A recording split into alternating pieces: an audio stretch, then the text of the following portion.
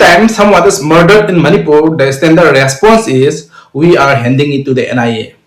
Handing a case to the NIA isn't the same thing as providing justice. It is a way to move the headline from the local front page to a file folder in Delhi. How many NIA prods from 2023, 24 and 2025 have actually led to high-profile convictions? Or is the NIA just a graveyard where you bury the government's failure? When the new government led by Khemchand took the oath of office on February 4, 2026, there was a specific promise made to the people of Manipur. It wasn't just about road or electricity, it was about the right to life. After years of unrest, double-engine government under Chief Minister Khemchand was supposed to bring the one thing Manipuris have not had in a long time, a sense of safety. But look at where we are today. In mid-March 2026, the political species in the assembly talked about demand for grants and the budgetary allocation. But on the national highway, the only thing being allocated is fear. If a citizen can be dragged out of their vehicle on a national highway, not a remote village part, but a primary lifeline of the state, then the government has failed. If the state has to negotiate with the kidnappers to get its people back, then the state is no longer the authority.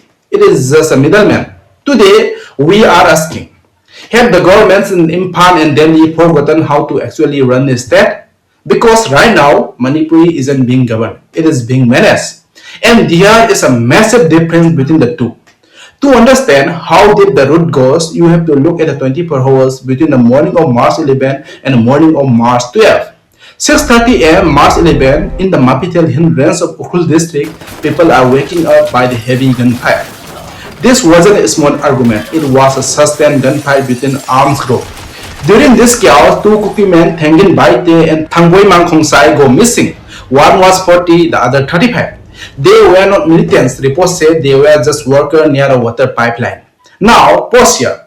If a gunfight starts at 6:30 am near a major highway, what is the first duty of the police? It is to secure the perimeter and warn the public. 10 am March 11, nearly 4 hours after the shooting started, the Imphal Ukhrul road is still open. 21 Tangkhul Naga civilians, including 5 women and several children, are traveling in 3 vehicles. They think they were safe. They were not. Near Shangkai village, they were intercepted by the Kuki armed group. They were abducted in broad daylight. Why was the road open? How did 21 people drive straight into an ambush 4 hours after they still knew there was active violence in the area?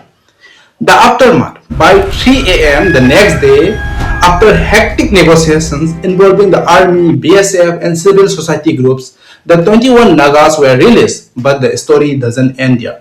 Their mobile phones were kept, 2 of their vehicles were kept as collateral, and just hours later, the bodies of 2 Kuki men who went missing at 6:30 am were found in the jungle. They were blindfolded, their hands were tied, they have been assaulted and then shot. This is the reality of Manipur in 2026. A retaliatory cycle where civilians are the currency and the government is the one carrying the ransom notes. Same Khemchand, you have been in office for just over a month. You say we are all Manipuris, but your administration actions tell a different story. We have some questions for you. Question number 1. In any functioning state, if a gunfight breaks out at 6:30 am, the highway is cordoned off by 7 am. Why were those 21 travelers allowed to drive into a trap at 10 am? Did your intelligence agency fail to report the gunfire, or did your administration simply doesn't care?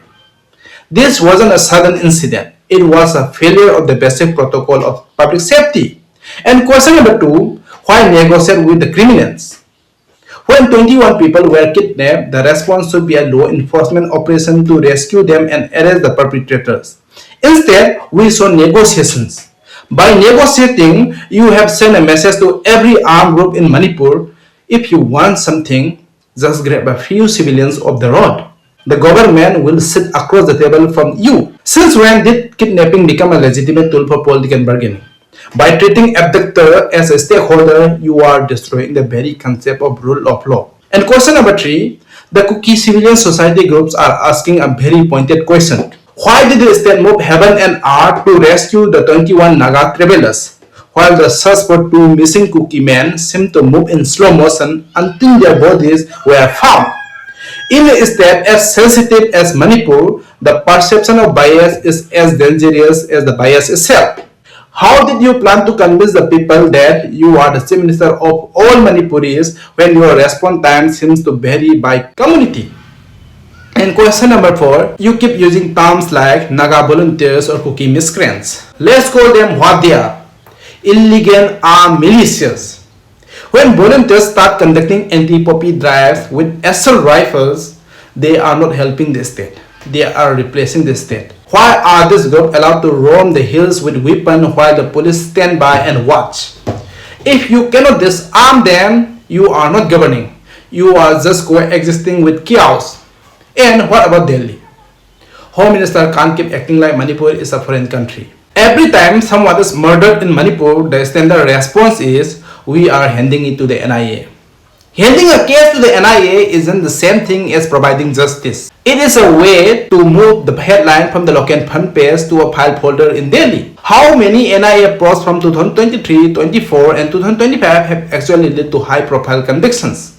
Or is the NIA just a graveyard where you bury the government's failure? There are thousands of central forces, BSF, Assam Rifles, CRPF in Manipur. If these forces cannot secure a 100-kilometer stretch of a national highway, what are they there for? Are they only there for area domination for the cameras, or are they there to protect the citizen? Why is it that the Prime Minister and the Home Minister have so much to say about every global conflict, but when 21 Indian citizens are kidnapped on an Indian highway, there is a complete silence from the top?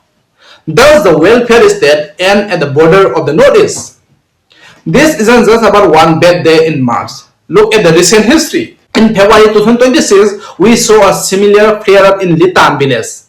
It started with an assault on a traveler and ended with a days of gunfire, arson, and total shutdown of the district. The government response, they shut down the internet. The internet shutdown is the ultimate admission of failure. It is the government saying, we can't stop the violence, but we can stop you from talking about it. We have seen abduction for ransom disguised as revolutionary texts. We have seen village protection groups turning into a judge, jury, and executioner. In Manipur, people are disappearing, and the official response is usually a shrug and a matter is under investigation. Press release. This is what happens when you let the social contract die. When the state stops protecting you, you look for protection elsewhere. You join a volunteer group, you pick up a gun, and that is exactly how you turn a state into a war zone. We talk a lot about welfare state. We talk about subsidies, health schemes, and direct benefit transfers. But the first benefit any citizen is entitled to in a welfare state is security. A welfare state isn't just about giving you a ration card. It is about ensuring you can walk to the shop to use it without being kidnapped. In Manipur, the government is failing this basic test. We see a contractor state instead of a welfare state. A state that is very good at awarding tenders for highways but completely incapable of making those highways safe to drive on. What is the point of a four-lane highway if it is controlled by people with AK-47 who are not the police? The 21 people who were released on March to have come back traumatized. They come back without their phones and without their cars. And the government actually thanked the kidnappers for humanity in releasing them. Thanks the kidnapper. Oh my God. Seriously, think about that for a second. The government of a state is thanking the kidnappers for letting people go. That isn't diplomacy. That is a surrender. To the leadership in Imphal and Delhi, the people of Manipur are not the stakeholders in a conflict. They are citizens of India. They are not Nagas or Kukis or Meitei. When they are being dragged out of their car, they are victims. You have all the tools. You have the police, the paramilitary, the NIA, and the budget. What you seem to lack is the political will to actually enforce the law. Governing isn't about holding press conference after a tragedy. It is about preventing the tragedy in the first place. It is about making sure that National Highway 202 is a road, not a trap. It is about ensuring that a worker like Tangkhul Naga can fix a water pipe without being blindfolded and shot. If you cannot provide safety, you have no right to demand taxes or loyalty. The social contract in Manipur is being shredded every single day that an armed volunteer is allowed to act as the law. Stop the negotiation, stop the NIA referral, start running the state, because if you don't, the people will eventually decide that a government that can protect them is a government they don't need. We have been following this report closely, but the official narrative often misses the human cause. What we saw on March 11 wasn't just ethnic tension. It was a 24 hours window into a state that has lost its way. Do you think the NIA probe will actually bring the perpetrators to justice, or is it just another way to beauty time? And why do you think the highway remains so vulnerable even with a massive security presence? Comment down below, don't forget to subscribe my channel, and I will see you in my next video. See you.